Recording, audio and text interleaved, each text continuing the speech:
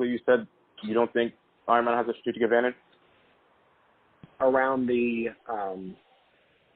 logical to virtual backup and recovery space of storing Gotcha. those virtual tapes, right, off-site. That we needed to do it previously because of physical tapes, right, having in different geographic locations. But because we're going now from logical backups to a virtual backup and being able to replicate that across in different locations, it becomes less important for us to have a physical location in which to store that information. It needs to be separate than our current data center, but it could reside anywhere around the world at that point. Okay.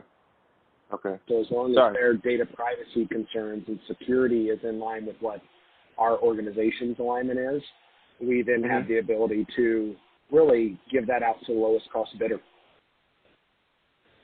Okay. Got it. That makes sense. And Iron Mountain was able to meet your price expectations more competitively than others. Well, it was for physical tapes, right? Yeah. They're not as well, to be honest. We started actually looking at, we do a SunGuard disaster recovery, and we were doing logical to virtual tape libraries, and we started going down the SunGuard path because we could set up a co-location, put our own hardware there, and replicate the virtual backup tapes over there, and really reduce a huge amount of footprint of our physical tapes from being shipped off-site, and almost take off 24 hours of a recovery time objective from a business continuity perspective. Because we don't have to physically transport a tape from SunGuard to another location, from Iron Mountain to another location at SunGuard. Okay. Oh, interesting. So, okay, so SunGuard, have you been engaging with SunGuard for what period of time now? We engaged with SunGuard for the same period of time, right at 3 years. Okay. We primarily leveraged them from a disaster recovery perspective to provide the business continuity services because we had a mid-range mainframe space there that we could recover into.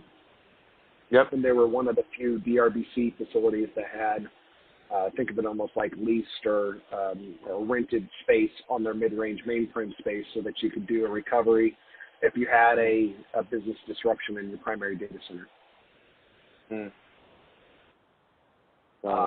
But because they do that, they also have co-location data center space. And the virtual tape libraries that are out there for backup and redundancy capabilities, you can install your own in their co-location facility. You can install your own. That gets your own, basically, virtual tape recovery solution in their co-location.